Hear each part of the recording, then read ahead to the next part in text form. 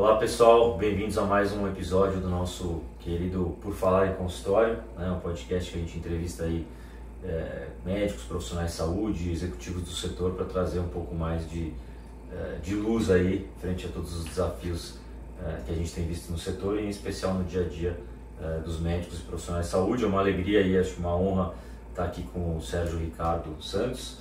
Acho que é médico e um dos grandes executivos aí que a gente teve nas últimas décadas do setor, chegando a ser, enfim, CEO da Amil, diretor de estratégia da DASA, com uma formação muito sólida também na área médica e nos últimos anos muito envolvido em diversas iniciativas novas aí de startups, tentando reinventar, consertar, melhorar o setor. Então o Sérgio vai trazer uma visão privilegiada como médico, como executivo, como um agente de transformação. Eu acho que um grande estudioso também do comportamento humano e das transformações.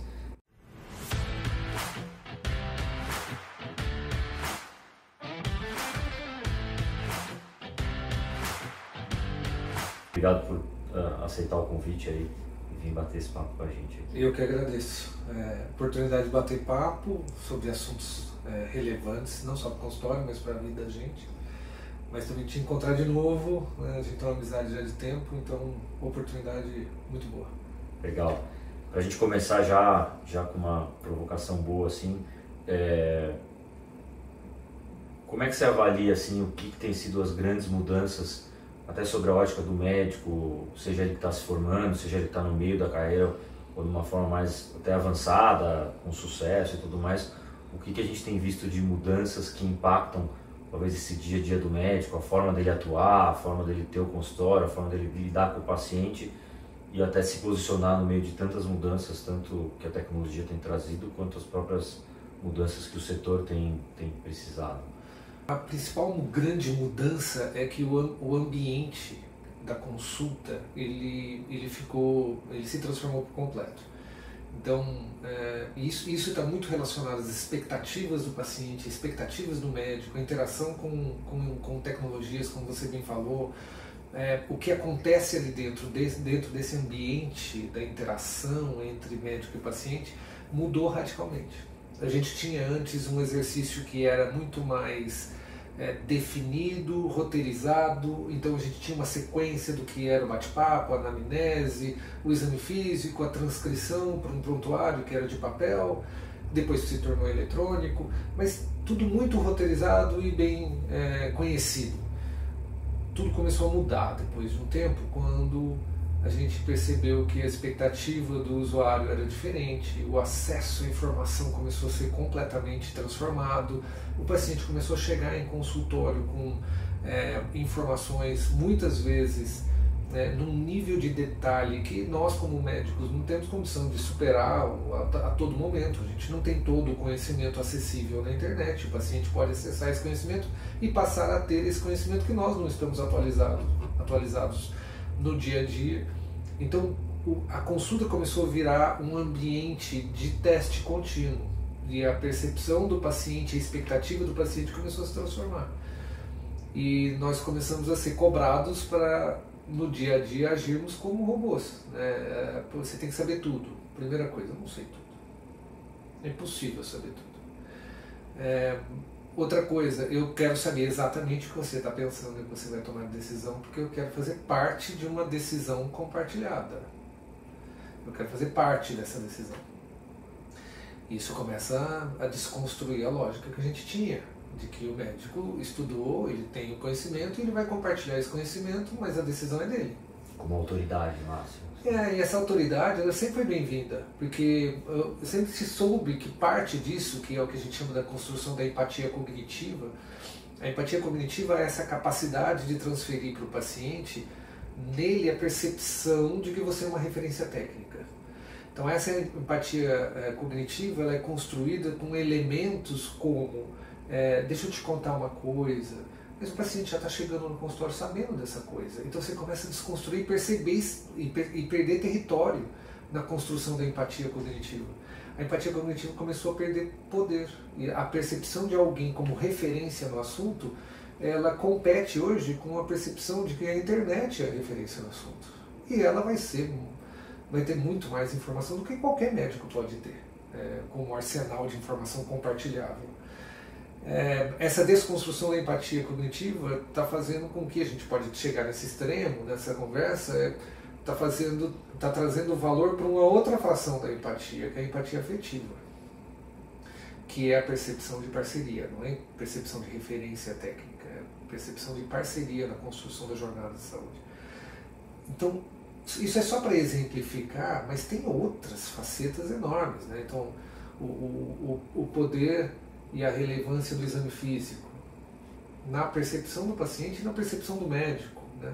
Na medida que eu tenho tantas tecnologias armadas, né? Ou seja, eu tenho exames que podem me trazer muito mais informações, como é que eu vou desconstruindo isso? A relevância do exame físico é para ser perdida? Ou não é para ser perdida? Qual é o meu esforço de convencimento do paciente que o exame físico é importante?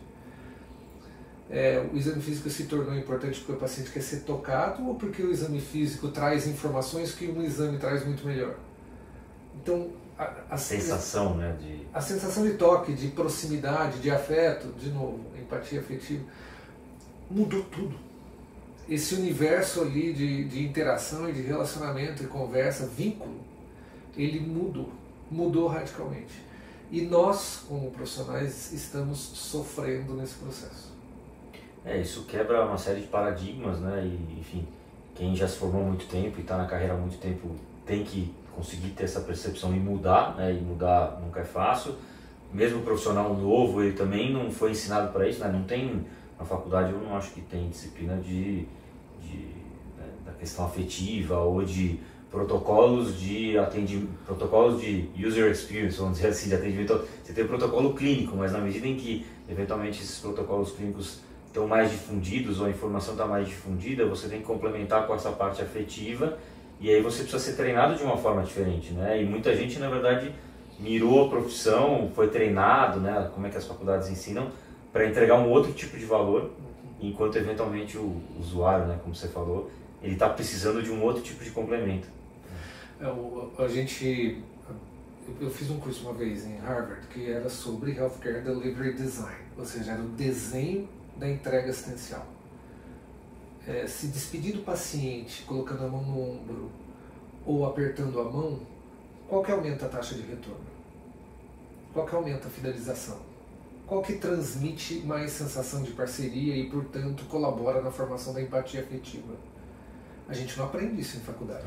As nossas faculdades se tornaram necessárias, relevantes, porém insuficientes na entrega do que o médico precisa no seu dia a dia. O médico, ele precisa dessas informações para saber como ele vai atuar para criar essa experiência do usuário diferente. A experiência do paciente, ela já não é mais suficiente pelos métodos tradicionais que a gente sempre implantou. A entrevista, a anamnese, o exame físico, e você passa a fazer o raciocínio diagnóstico, compartilha isso com o paciente, passa isso para o prontuário eletrônico. Daqui a poucos meses ou poucos anos, todos nós passaremos a interagir com o prontuário eletrônico por via falada, e não mais por via digitada. E isso muda a dinâmica rapidamente, porque agora, numa conversa como essa que nós estamos tendo aqui, o prontuário eletrônico, da forma como não existe mais, e passa a ser uma inteligência artificial que faz gestão da conversa. Vai ouvir o que a gente está falando e vai transcrevendo tudo que a gente vai falando, mas não literal. Antes, a gente conversava com o paciente, a gente traduzia a conversa de forma racional e digitava no computador o que a gente controlava que deveria ser digitado no computador. Quando a gente transfere isso para uma inteligência artificial, não somos mais nós que decidimos como profissionais o que vai para o prontuário eletrônico, mas sim esta inteligência. E aí a gente percebe que passa a ter um terceiro elemento na consulta. Como é que é essa interação? Eu vou começar a medir o que eu falo? Eu vou ter que começar a prestar atenção no que é articulado durante a conversa? Porque isso vai ser transcrito para dentro do prontuário eletrônico de acordo com a análise de uma outra inteligência, não só a minha e a do paciente. Como se estivesse sendo vigiado aí. Este é um dos... Essa vigília constante, né? Essa perda... Eu não vou dizer que é uma perda de privacidade, porque tem que ser técnico. Né? Não vai ser construído de uma forma que signifique risco. Invasão. Né? Invasão, exato. Porém, essa transparência excessiva, né, que é necessariamente excessiva, ou seja, no ponto máximo que a gente não está acostumado, que gera um certo desconforto, faz parte desse, eu tenho chamado isso de gentis desconfortos que nós teremos que nos adaptar. Porque faz parte de um outro ganho. Né? Essa transparência que vai trazer, inclusive, análises do tipo... durante a conversa foi debatido tal tema, foi abordado um assunto pelo médico, porém as evidências atuais mostram que essa não é a melhor abordagem. Isso registrado em prontuário. É quase que o community notes lá do Twitter, lá do X, né? Alguém escreve um negócio, a comunidade vai lá, né? Nesse caso não é a comunidade, é uma coisa com evidência, mas assim... E faz um comentário. Vai sendo comentado ali, não, e não foi e tal. Isso pode... E aí acho que o médico, o profissional, ele sempre pode olhar sobre duas óticas, né? Poxa, estão me corrigindo, como assim? Ou, poxa, isso aqui está sendo, meu conhecimento está sendo ampliado porque eu não tenho condição de ter 100% do conhecimento de tudo. Isso aqui vai ser um assessor meu, um copiloto, ou algo... Mas isso, você tocou num ponto fundamental. Isso vai exigir de todos nós abrir mão de várias vaidades que nós temos. Então eu não preciso ser 100%.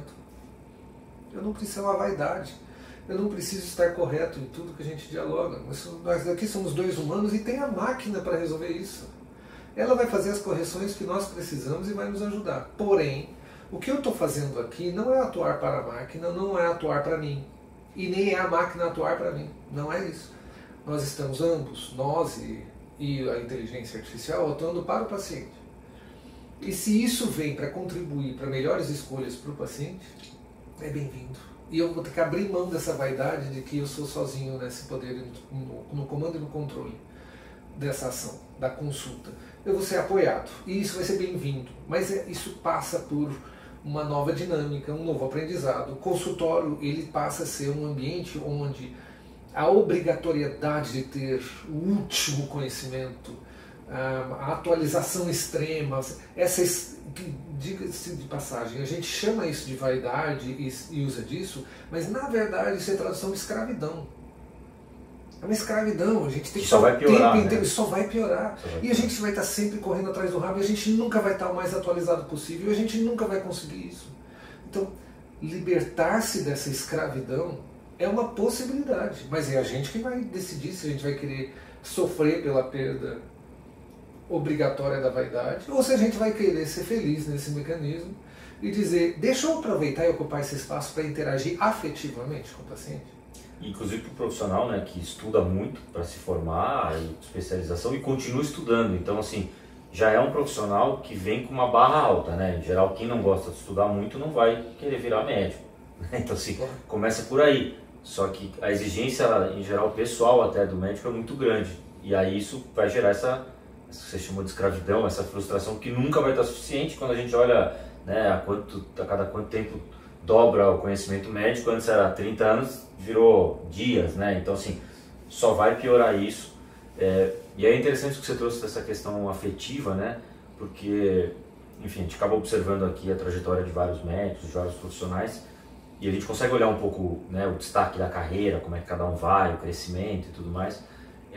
E é muito nítido os profissionais que têm uma comunicação boa, né, até no lado pessoal, falam de forma, né, simples, conseguem ter um carisma, conseguem criar uma conexão rápida. Você vê que esse pessoal se destaca num nível muito grande, né? E aí, eventualmente, isso tem gente que já nasce com isso, é um talento natural, mas talvez quem não tenha precise, de alguma forma, treinar isso, né? Eu vi um dado que falava da importância do primeiro minuto da consulta, de você ouvir o paciente naquele primeiro minuto, de olhar no olho, o quanto que aquilo é decisivo para a sensação que o paciente vai sair no final da consulta, né? Então, esse início de você começa falando, você está olhando para o computador, ou você está dando aquela escuta que o profissional precisa, né, o paciente precisa, e o que isso vai ter, né, como é que isso vai ser o impacto dentro dessa afetividade, né?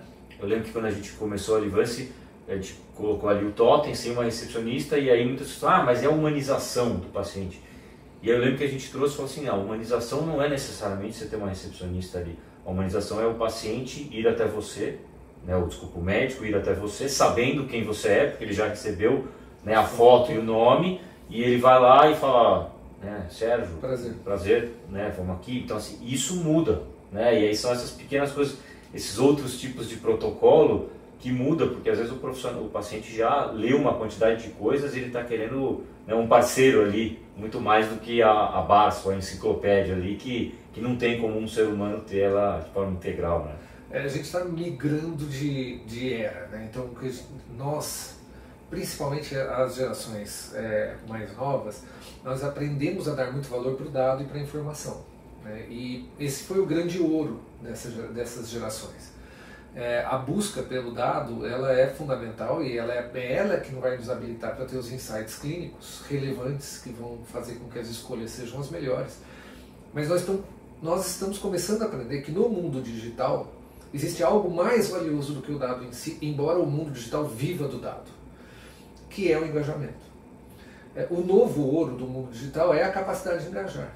E essa capacidade de engajar não só nas mídias sociais, não apenas nas interações de trabalho, mas também nas interações humanas do dia a dia, sejam elas em consulta ou fora de consulta, essas interações estão ganhando cada vez mais força. E a expectativa do usuário, do sistema, é cada vez mais relacionada à busca pelo afeto, à busca pelo contato humano, à busca por ter alguém com quem eu possa compartilhar as minhas dificuldades, frustrações e necessidades, e a gente possa tomar uma decisão conjunta ali e eu saia empoderado, me sentindo realmente valorizado e com espaço, né?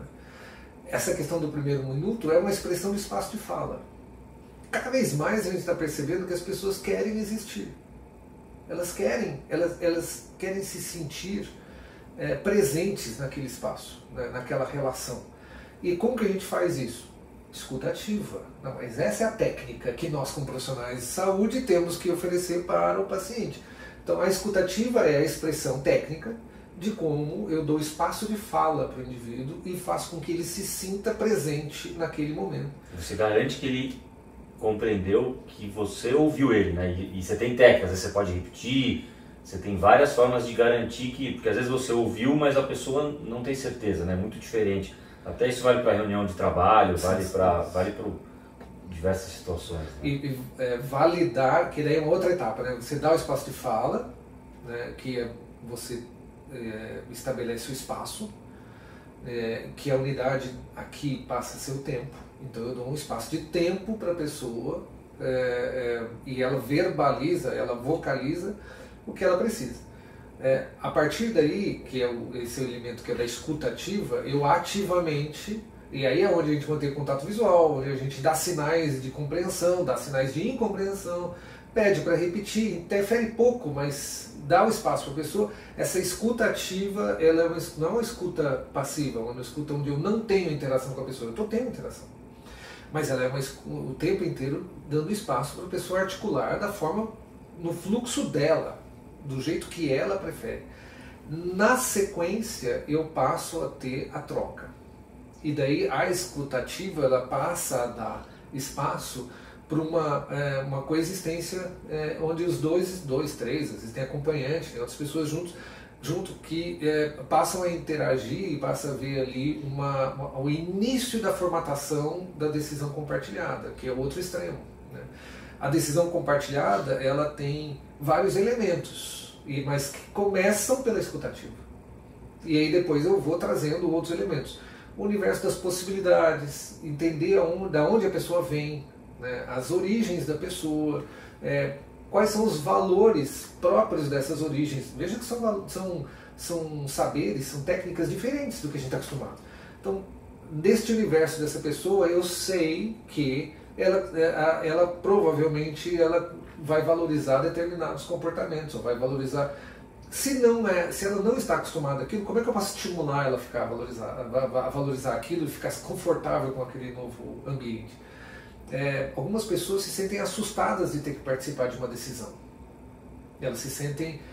será que é pouca informação? Então eu vou trabalhar nisso. Durante a consulta eu estou percebendo isso. Por isso que é importante a gente ter mais tempo em consulta para prestar atenção na pessoa.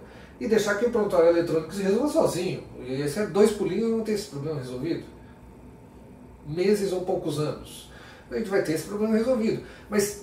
E aí a gente vai começar a resgatar esse espaço para poder entender essas coisas e entender por que as pessoas, muitas vezes, têm medo de tomar uma decisão. Elas precisam estar conosco, com profissionais de várias áreas para ajudar a tomar essa decisão. Ótimo, como poderá? É falta de informação? Isso é o mais simples de ser resolvido. Mas outras vezes não. Outras vezes é uma insegurança que vem de equívocos do passado, que vem de experiências negativas, que vem de frustrações. E como é que a gente debate isso e constrói uma decisão que seja mais factível no dia a dia, mas que seja também confortável para a pessoa que está recebendo? Ou seja, a gente está começando a perceber que essa interação entre as pessoas para gerar engajamento começa a se tornar tão relevante que o dado é só um input, é só uma entrada. A saída é muito maior que isso. E vai deixar de ser o diferencial. Hoje nós vivemos um meio do caminho, né? É tão importante o dado que a troca entre humanos ficou secundarizada. Só que nós já começamos a viver a transição, porque os pacientes estão gritando no nosso ouvido dizendo: eu quero médico que preste atenção em mim. Eu quero médico que tenha uma conversa, um bate-papo sensacional. O relacional está começando a ganhar espaço.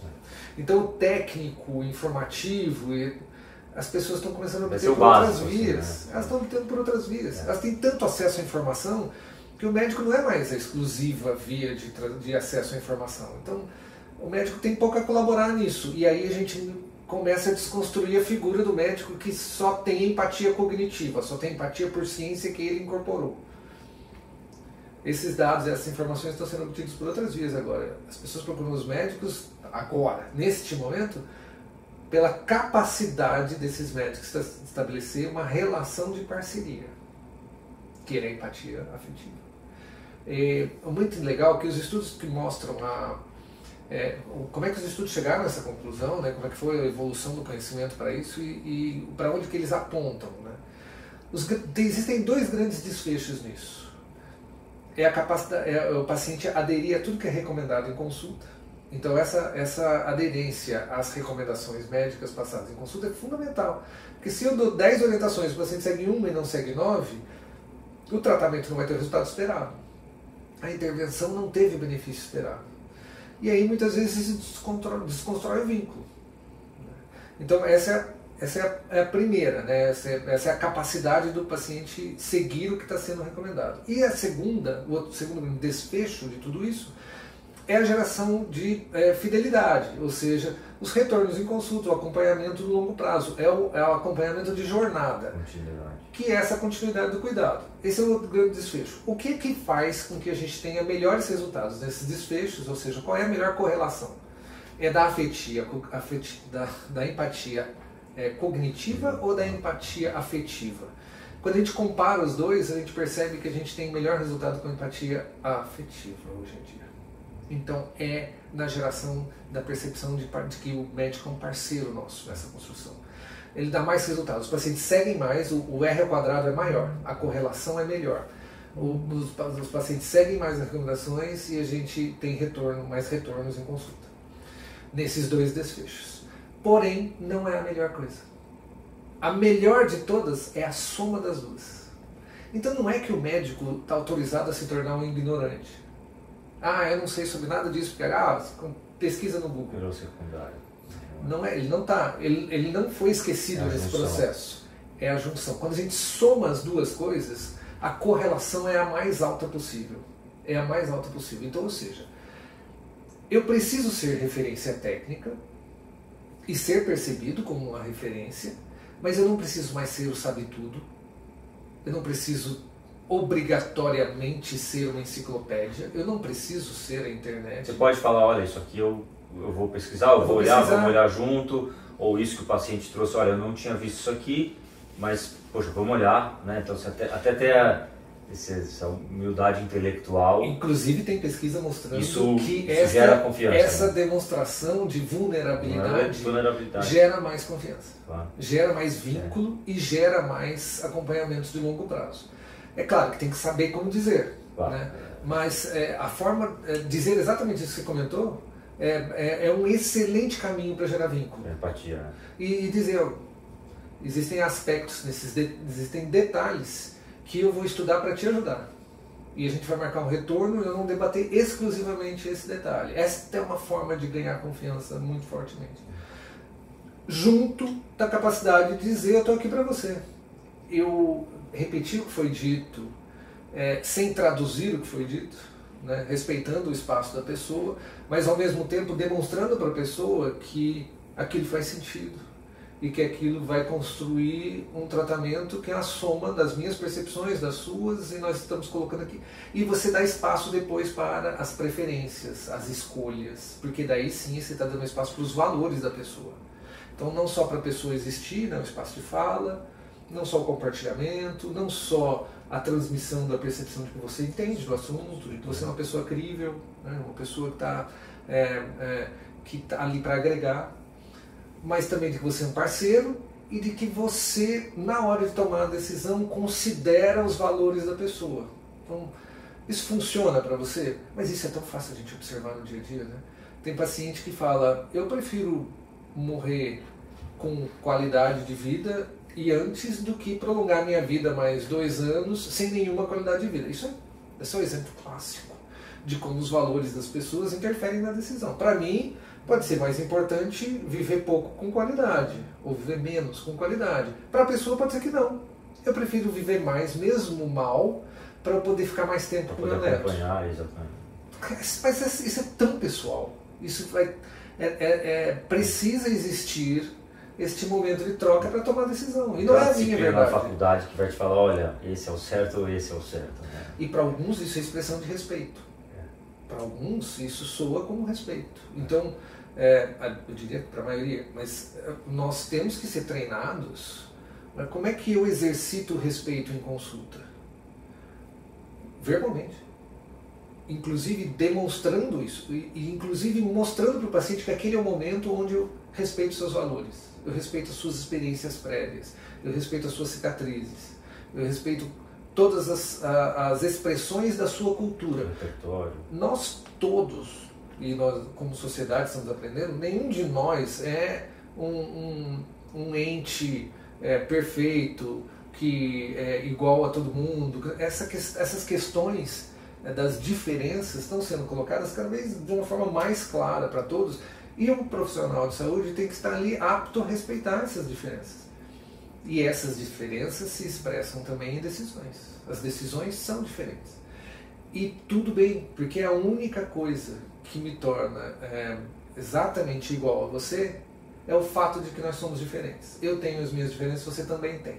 Então isso nos aproxima, porque as suas diferenças habilitam que eu tenha as minhas. As minhas habilitam que você tenha as suas. A hora que eu reconheço que eu sou diferente de você e que não tem duas pessoas iguais, eu começo a dar espaço em consulta para uma troca onde as preferências da pessoa passam a ser respeitadas.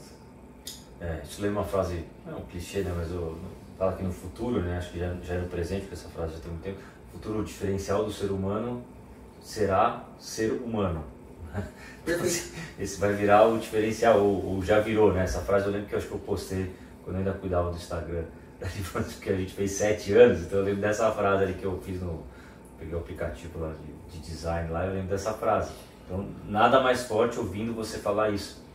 E aí me lembrou também um livro que eu li já faz bastante tempo, aquele Malcolm Gladwell, tem vários livros, né? Tem um que é o Blink, num piscar de olhos, e aí ele falava, comparava alguns momentos que ele dizia, se você gravar só o áudio, sem as palavras, transcrição só do tom de uma conversa de um casal no início do casamento, ele conseguia prever com 95% de acurácia se aquele casal no futuro ia se separar ou não.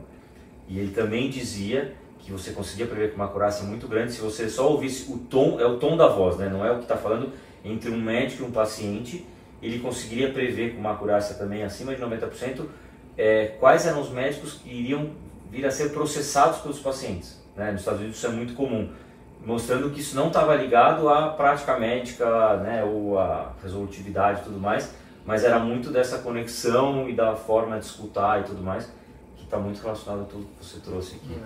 A gente sempre ouve histórias de médicos mais velhos contando de pacientes que levavam 1 litro de leite, convidavam para o casamento da filha, e situações assim. Eu sou mais velho e eu passei por esses momentos, né? Situações de carro na frente do consultório com aqueles alto-falantes e dizendo muito obrigado, doutor Sérgio, aquelas histórias que são demonstrações de afeto e que a gente às vezes são constrangedoras em alguns momentos, mas nós estamos voltando para este extremo.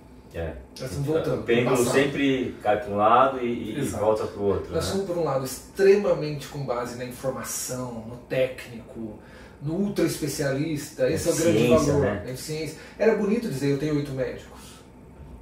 Olha, eu consulto com 8 médicos. Eu tenho um médico para isso, médico para aquilo, e no final das contas eu não tenho nenhum tutor. Quem te conhece direito dos 8?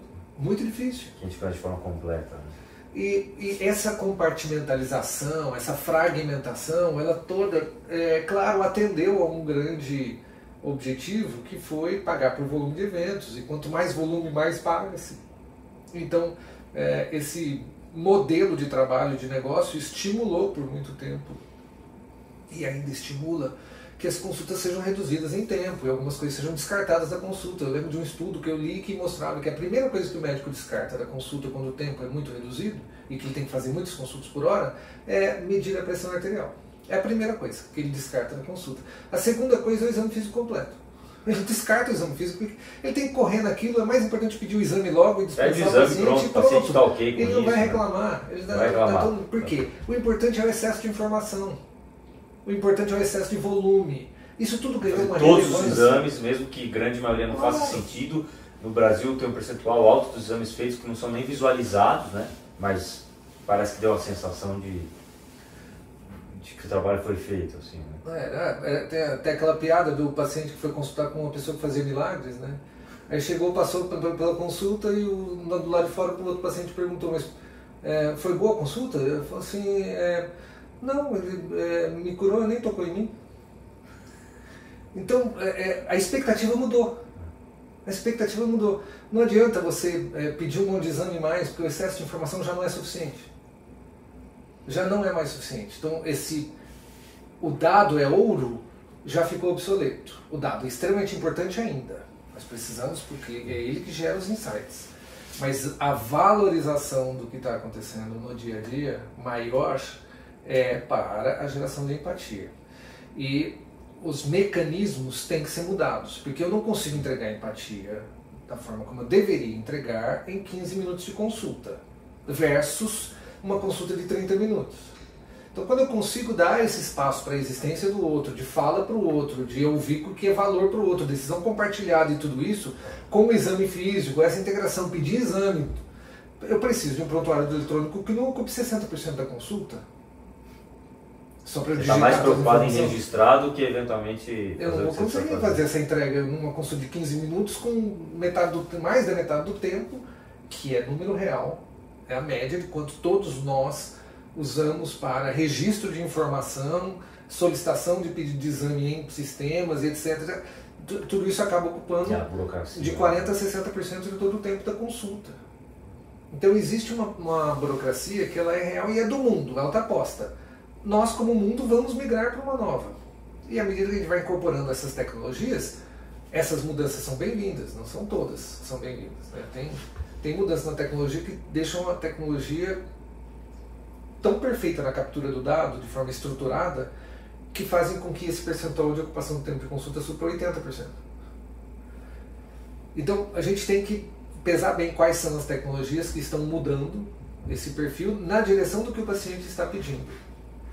E o paciente está pedindo entregas mais humanas. Como você falou, o aspecto humano está cada vez mais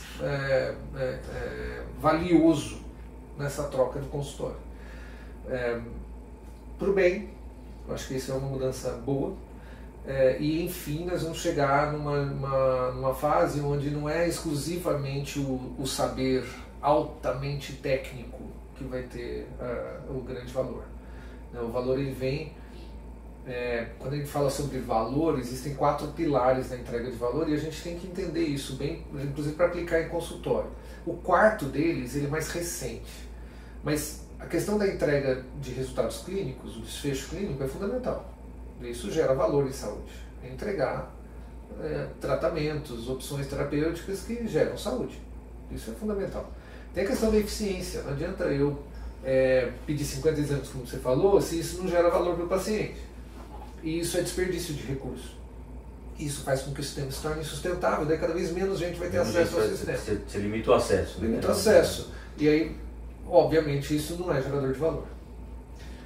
Existe, além de tudo isso, quando a gente fala muito sobre a pertinência das ações, né, que é a adequação, que também está relacionado ao desperdício. Né? Se eu estou indicando coisas que não são adequadas, eu estou jogando dinheiro fora, mas eu também tenho que ter uma preocupação de não indicar coisas que geram valor só para mim. Então, por exemplo, eu indicar uma cirurgia, porque eu vou ser o cirurgião que vou ganhar dinheiro com isso, sendo que 10 sessões de fisioterapia resolveriam o problema muito bem. Estou dando um exemplo aqui extremo, mas só para a gente entender que a pertinência é o terceiro pilar de entrega do valor, que é fundamental, e que o médico é guardião disso. Ele tem que estar ali defendendo o interesse do paciente, nesse aspecto.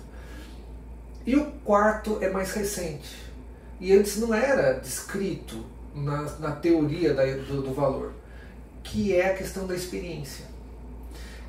O mundo digital começou a trazer poder para isso. A experiência é importante, porque a experiência é capaz de gerar vínculos e engajamento.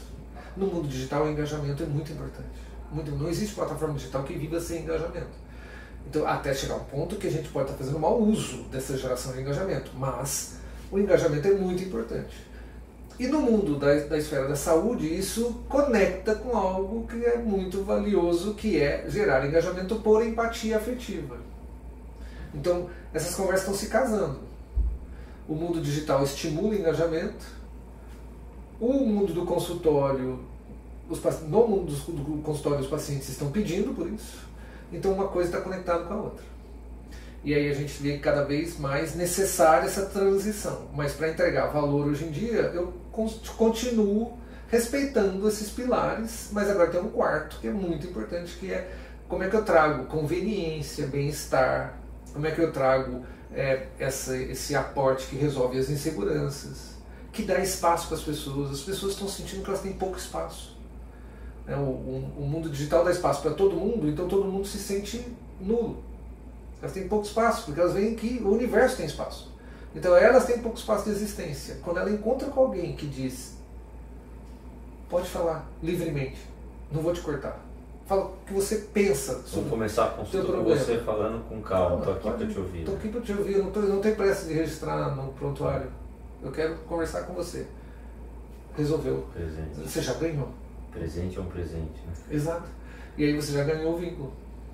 Você ganhou o vínculo ali no primeiro minuto, quando você se posicionou de uma maneira diferente. Por quê? Porque você está conectando a possibilidade, a expectativa afetiva junto com a geração de engajamento. E você está criando uma experiência única, que gera fidelização, que gera reforços positivos que facilitam a tua vida no dia a dia, na gestão do tratamento, inclusive.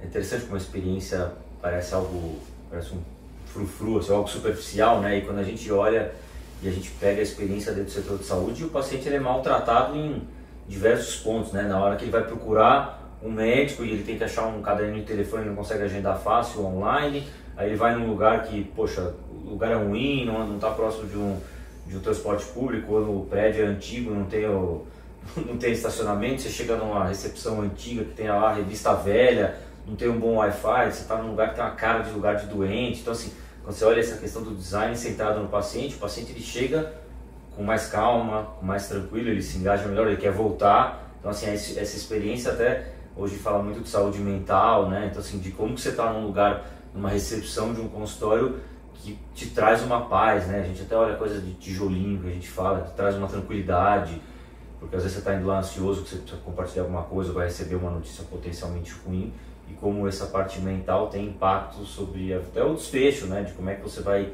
se dedicar àquilo, engajar, né? Acho que a quantidade de startups que a gente vê que estão querendo endereçar a questão dos crônicos, e aí a palavra é sempre engajamento, e como é que você faz isso, né? E o engajamento ele não é só o digital, né? Porque o digital a gente está dentro, a gente vinha falando, a gente está dentro de uma gamificação, né? A gente entrou no jogo, mas às vezes a gamificação ela é pro lado negativo, né? Quando você vai ver, você está vendo, faz alguns meses que eu parei de olhar o Instagram, né? Eu brinco que eu entrava lá para ver um vídeo legal, sei lá, de um médico falando sobre alguma coisa, e aí quando eu olhava meia hora depois eu estava vendo o vídeo do jacaré brigando com a girafa na África, né? E aí eu gastei meia hora e não sabia nem onde eu estava mais. Então, enfim, eu saí disso. Então como é que você faz a gamificação ou o engajamento para o lado positivo e não para a pessoa se perder no meio de tudo? E aí é interessante você ver o desfecho, a eficiência, a pertinência e a experiência, que são diversos pontos de contato, tanto físicos quanto digitais, entrando nesse componente e o profissional tendo que pensar nisso, né? A gente está voltando para o assunto do Healthcare Delivery Design. Né? Como é que você desenha a entrega assistencial? Ela inicia pelo desenho dos ambientes. A gente está falando sobre a última etapa, que é o desenho dos relacionamentos, né, dentro do consultório. Mas ela começa pelo desenho dos ambientes, da forma como a gente entrega isso, das experiências relacionadas à consulta. Passa muito pela forma como você acessa os serviços, e essa experiência em geral, hoje, ela é ruim. E a gente não construiu serviços de saúde como as pessoas têm experiências em outros setores. É óbvio que a pessoa, quando ela vai para um consultório, ela tem uma expectativa de encontrar no consultório a mesma experiência de hospitalidade que ela observou no serviço de hotelaria. Claro. A referência não é o setor de saúde, né? Eu estava falando ontem num evento que eu te comentei que estava em BH, a gente tem que olhar para os outros setores, né? Não tem que olhar para o setor de saúde, quem que está fazendo melhor. Não, a referência do usuário, né? Que ele é um usuário, é um cliente, o paciente chamando como quiser, ele está olhando para o outro setor, né? A barra dele está lá em cima e o setor de saúde é isso, a gente é maltratado, né? Acostumado a atrasar, e aí gera uma bola de neve também negativa, né? Porque o paciente espera que a consulta seja atrasada, aí ele também atrasa, e aí vira um efeito ruim, e aí parece que a gente está no setor de saúde tentando consertar a Blockbuster em vez de criar um Netflix, né? Porque está tudo meio remendado, né? A gente confunde digitalizar com ser digital, por exemplo. É só um exemplo disso. E cada vez mais a gente está percebendo que, como setor de saúde, a gente tem que aprender com outros setores. E vários setores, e aqui cada setor tem a sua contribuição. Eu não vou aprender com o setor de hotelaria como fazer um bom tratamento, como elaborar um bom tratamento. Porém, a questão da hospitalidade, como é que ela se manifesta no instrumento físico, ela sim é um aprendizado que a gente pode ter no setor de hotelaria. E tem vários outros, mas a gente não constrói um hospital com um menu de travesseiros. Então você precisa de um arcabouço de estratégias, e que muitas vezes, mas você sempre se baliza pelo padrão ouro, que é a diferença entre, para o conceito do digital e digitalização, ser padrão ouro é ser digital, não é digitalizar o atual. O digitalizar o ruim, você vai conseguir uma versão melhor do ruim, você vai conseguir um ruim melhorado. E que bom, né? Mas não é suficiente. O ruim digital, né? É um ruim digital. O digital não quer dizer que é bom, né? Exato. E ele tem que estar conectado com o não digital, né? E na saúde... Tem uma pesquisa que eu gosto muito de citar, que ela fala sobre por que eu devo ir num consultório ou não devo. Um dos elementos que mais me chama a atenção é que 60% dos pacientes dizem que uma experiência ruim de agendamento levam eles para outros consultórios. Então, estar hoje presente no mundo digital e o significado de ser digital é algo muito novo para nós. E nós profissionais, eu falo como profissional de saúde, nós não aprendemos.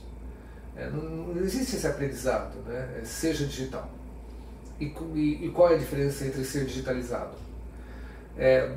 Como é que é desenhar o novo para que seja completo a partir de uma visão, eu costumo brincar nesses exercícios de planejamento, é uma visão que venha do futuro, onde tudo está respondido adequadamente, conforme a expectativa para quem existe o sistema, que é o paciente.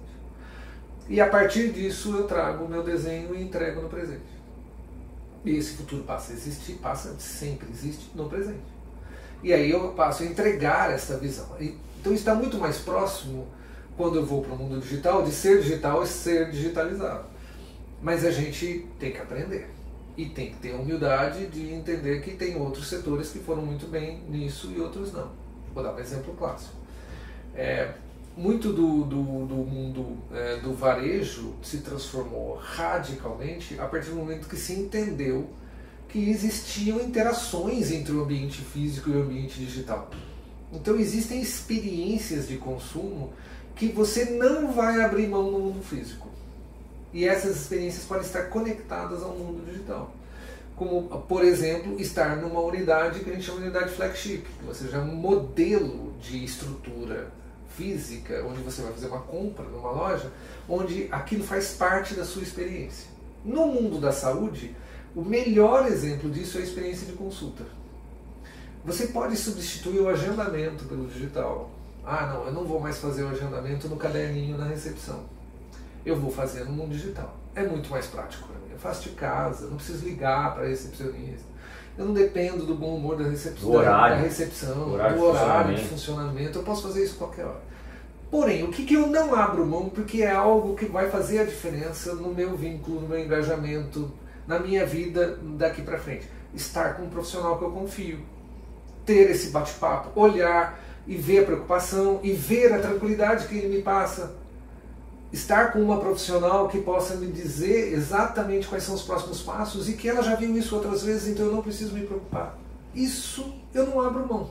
Então existe esse balanço. Isso é trazer, né, o mundo dos dados para o mundo da conexão, para o mundo do engajamento.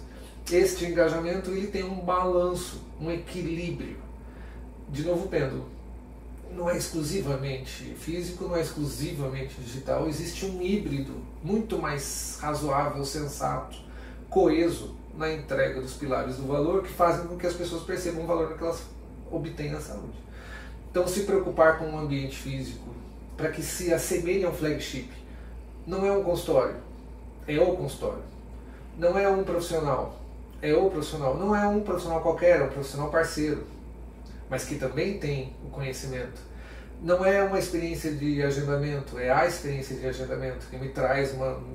Então, é a soma de tudo isso gera um engajamento. E aí sim você tem um novo universo da consulta. Mas é um caminhar, e todos nós temos que nos adaptar a isso. A própria presença do profissional no mundo digital também já está sendo requerida. E isso é difícil, porque nós não somos acostumados a isso. Como é que a gente passa por isso sem sofrer ou virar escravo disso? Porque esses instrumentos são feitos para a gente ficar escravo deles, para escravizar a gente. Então, como é que eu vou para o engajamento sem me tornar escravo dele? Isso também é um desafio enorme. Então, uma série de coisas. Agora, tudo que você foi falando, né, desde o início, fico imaginando, isso daria para refazer uma faculdade de medicina do zero, né, de profissional de saúde e tal, porque, enfim, eu não estudei medicina, mas a gente sabe um pouco do que as pessoas ensinam e aprendem, e aí, de tudo isso que a gente está falando, você fala, bom, nos Estados Unidos eles falam, né, first principle, vou refazer do zero, né, então você imagina refazer do zero uma faculdade hoje, enfim, reconstruir, mas ao mesmo tempo que, né, isso demora para mudar, as pessoas estão sendo formadas, já foram formadas e estão aí atuando, né?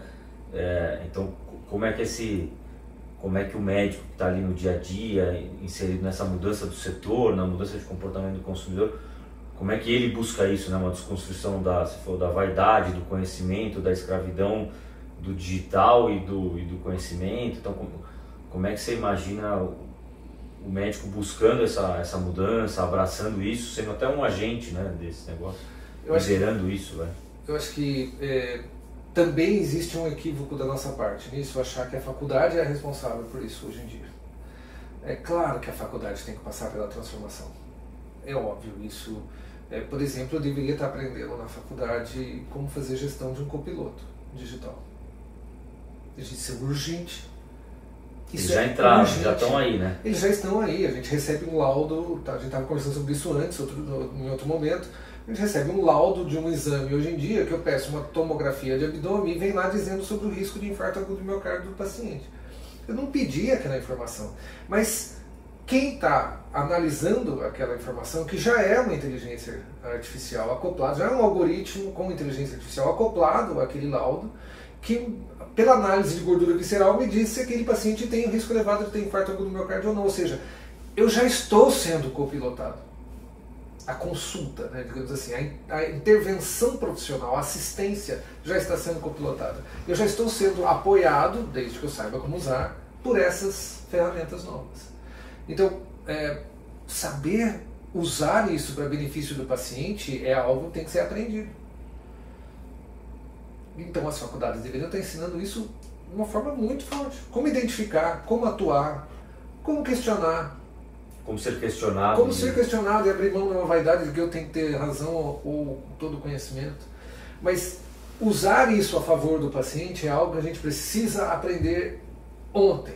A gente precisa aprender de forma urgente. Porém, isso tudo se tornou tão complexo e dinâmico que não existe debate sobre estrutura curricular, porque esse é um modelo arcaico de transferência de decisão, de processo, não é de transferência, de processo de decisão sobre como deve ser o ensino. Mas é assim como funciona. Isso é lento. É como se a gente estivesse discutindo a chegada dos aprendizados por livro. Demora demais. Às vezes demora mais de uma década para chegar em livro, o que a gente já tem evidências publicadas do dia a dia. E essas publicações estão cada vez ficando mais rápidas. Nós não podemos depender exclusivamente disso. Eu não estou invalidando isso, eu só estou dizendo que é lento. Então, cada vez mais nós temos que entender que existem outras peças de aprendizado, outras oportunidades de aprendizado que têm que ser buscadas. Cada vez mais para o profissional de saúde, estudar continuamente é uma necessidade. E esse estudar continuamente é estudar sobre essas outras... Não só questões técnicas clínicas, né? Nós não vamos estudar exclusivamente os protocolos, porque cada vez o protocolo é uma mecanização do cuidado. Nós vamos estudar continuamente como interagir com essas tecnologias, como conseguir transmitir melhor a expectativa, o que atende às expectativas do paciente, como interagir com esse sistema que exige que eu seja eficiente em todas as minhas abordagens, né? Qual é o meu nível de responsabilidade sobre a insustentabilidade financeira do setor de saúde, por exemplo? Como é que eu faço a administração do meu recurso, da minha clínica, para que eu possa ter melhor resultado nisso? Como é que eu faço a administração da minha vida pessoal e profissional para ter melhor uso disso? Como é que eu administro os pedidos de exame? Como é que eu administro? Tudo isso passa por um repensar. Às vezes não é mais financeiramente interessante eu fazer o que eu sempre fiz. E eu tenho que mudar alguma dessas coisas. Alguns desses aspectos têm que ser mudados. Pedir 50 exames não faz sentido. Talvez não faça sentido eu ter a minha própria clínica. Talvez não faça sentido. E a Livance atua sobre isso. Como é que a gente pode repensar tudo isso e fazer as coisas melhores para aquele profissional? Ele ter opções é fundamental nesse momento. E aí você começa a reconstruir um saber que não necessariamente tem que ser passado pela faculdade. Porque é pouco tempo para passar no dinamismo que a gente precisa para ser ágil e tomar decisões mais rapidamente. Esses conhecimentos estão mudando muito rapidamente. É muito rápido, são poucos anos. Você fazer um paralelo com o mundo corporativo ou de startups, mesmo de empresas, você pega determinadas habilidades, você precisa contratar alguém, sei lá, para CRM de marketing, ou SEO, algumas coisas, como dando exemplos. Não tem ninguém com 15 anos de experiência disso. Perfeito. A pessoa que está produto digital, product manager e tal, às vezes você vai contratar alguém que tem 4 anos de experiência, essa pessoa é uma autoridade brutal no tema, porque não tem ninguém que tem mais de 4 anos de experiência nisso. Você vai contratar alguém de inteligência artificial ou de alguma outra coisa, então são coisas novas. Isso vale também para esses novos conceitos dentro da medicina. E aí não dá para contar com o ensino formal, né? O ensino contínuo, lifelong, né? Assim, você está sempre estudando. O pessoal nas empresas fala, né, de reskilling, né, de você retreinar, né, a força de trabalho. Acho que até em termos de país isso é fundamental, senão a gente fica para trás. E aí como é que você olha isso, abraça esse novo e estuda outras coisas juntos, né? Acho que a gente vê alguns médicos que estão olhando isso, o cara está estudando, o cara está lendo o livro da Amazon lá, que diz como é que eles constroem novos produtos, aquele working backwards, né, de trás para frente. Então como é que você lê um negócio desse e te ajuda a pensar em como é que você entrega valor para o teu paciente, você lê sobre como que a Disney, né, o formato de encantamento da Disney. Então, vindo, às vezes conversa com algum médico e fala, puta, eu tô lendo esse negócio aqui completamente, e como que isso abre a cabeça e te faz enxergar essas outras coisas que vêm dos outros setores, né, enquanto, obviamente, você está estudando a medicina também, mas sabendo que você não vai saber tudo e não precisa saber tudo, como é que você pincela esses outros tipos de visões de conhecimento dentro do todo, né? É tão complexo isso, porque se a gente for dar 2 passos para trás, como é que ele tem tempo para acessar tudo isso? Porque ele está vivendo numa lógica onde ele é estimulado a render volume, né? Então quanto mais volume ele fizer de serviço, mais ele ganha. Ele não é remunerado para gerar valor. E nós, como profissionais de saúde, sempre lutamos contra isso, mas é o mundo que nós vivemos hoje. A gente vive num mundo de consultas apressadas, de volume de serviço, porque a gente ganha por volume de serviço. Os interesses são alinhados, né? Os incentivos são feitos dessa forma. E assim, a gente pode ser utópico, falar de um monte de coisa, mas assim, na hora que você coloca os incentivos de uma forma, isso é muito mais forte do que outras coisas. Você falou dos 4 pontos, então assim, o desfecho, a eficiência, a pertinência, são 3 coisas fundamentais. Mas o quanto que fazer isso bem influencia a remuneração do médico hoje?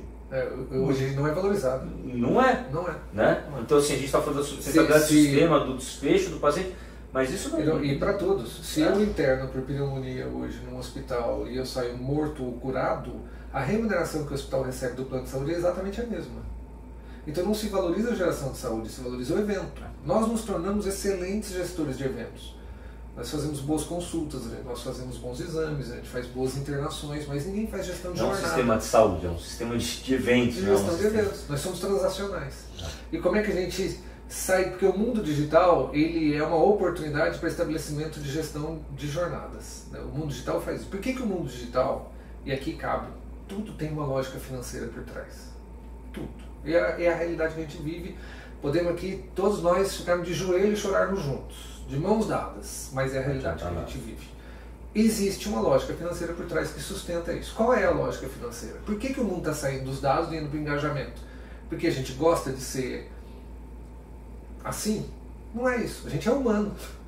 Porém, tem uma lógica financeira. A lógica financeira vem do seguinte: a observação é que os eventos por si geram receitas.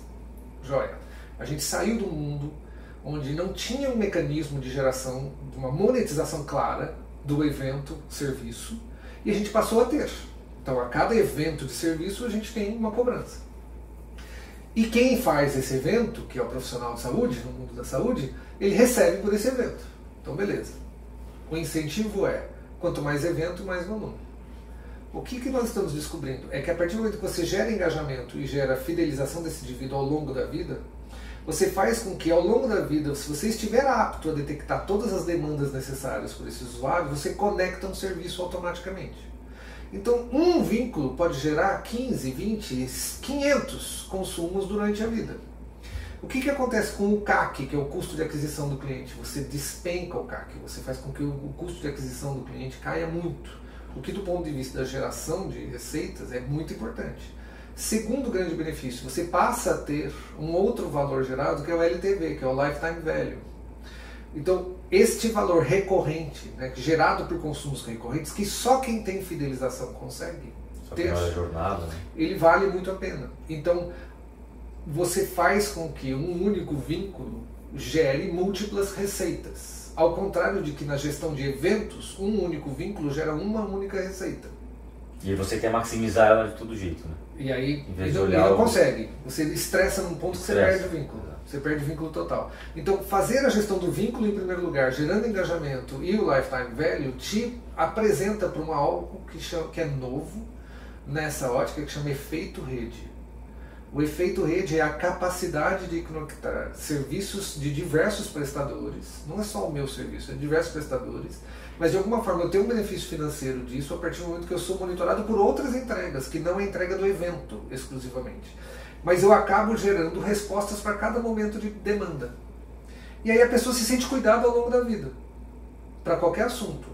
Por exemplo, ter um vínculo com uma instituição bancária e não com um evento ida à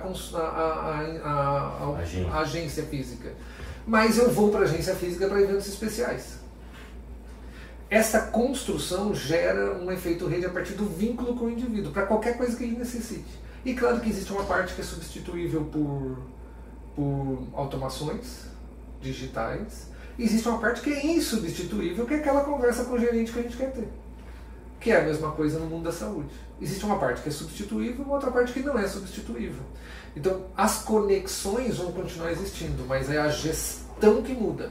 A gestão deixa de ser gestão transacional por eventos e passa a ser uma gestão de vínculos ao longo da vida, de engajamento, para gerar o LTV, que é o grande valor financeiro do mundo dos engajamentos. O digital, ele é do mundo dos engajamentos, ele nasce para isso, então ele nasce para responder essa necessidade de conexões entre as pessoas. É como se nós estivéssemos prestes, como humanos, a sermos salvos por uma estratégia digital. A capacidade nossa como humanos de resgatar o humano, nós perdemos essa batalha.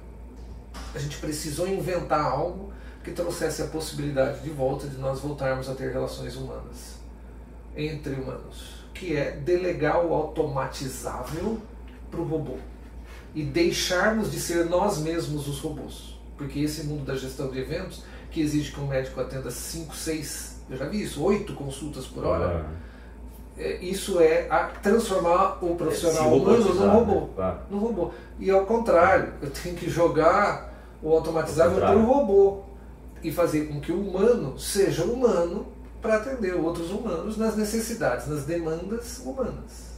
As demandas automatizáveis não são para serem atendidas por nós profissionais de saúde, por nós humanos, por nós pessoas que estão ali buscando a entrega de valor. Já que a gente tem robô hoje, né, não precisamos robotizar o ser humano, vamos usar o robô, vamos humanizar o ser humano. Mas a gente precisou passar por esse limbo, né? Eu costumo dizer que entre o céu e o inferno não existe uma linha reta, né? Sempre tem baldeação em algum lugar muito ruim. A baldeação é a pior parte desse trajeto. A gente está na baldeação. E como geração, infelizmente, triste notícia, mas nós estamos na baldeação. Vai chegar lá, eu falei entre o céu e o inferno, perdão, entre o céu e o paraíso. Né? Entre a terra e o paraíso, entre a terra e o céu. Entre a terra e o céu, esse trajeto passa pelo inferno em algum momento. Então essa baldeação ela vai acabar e a gente vai chegar nesse momento melhor, nesse lugar melhor. Mas assim, faz parte da construção. E agora, o nosso papel, inclusive, um assunto que a gente não conversou, mas está na pauta de todos os profissionais, isso vai passar por um aumento de longevidade da vida do profissional. A hora que eu tiro a mecanização do atendimento e o médico está ali para existir, porque o médico vai passar a existir no atendimento também, não é só o paciente. O médico também vai passar a existir. Porque hoje ele é só um instrumento do que seria o exercício automatizável. A hora que ele passa a existir ali, ele passa a existir junto do paciente, ele começa a existir, a gente está criando uma nova figura e a longevidade do profissional vai aumentar, vai passar a existir. Então o profissional ele vai conseguir atuar por mais tempo, porque ele vai ser valorizado por outras coisas, como por exemplo entregar mais saúde, e não, porque isso é o que gera vínculo, e não entregar volume, porque isso não gera vínculo, pelo contrário, destrói vínculos. Então ele vai passar a ter um tempo de vida útil muito maior, e isso vai ser essencial, principalmente para as novas gerações. Essa convivência intergeracional vai ser muito mais amplificada.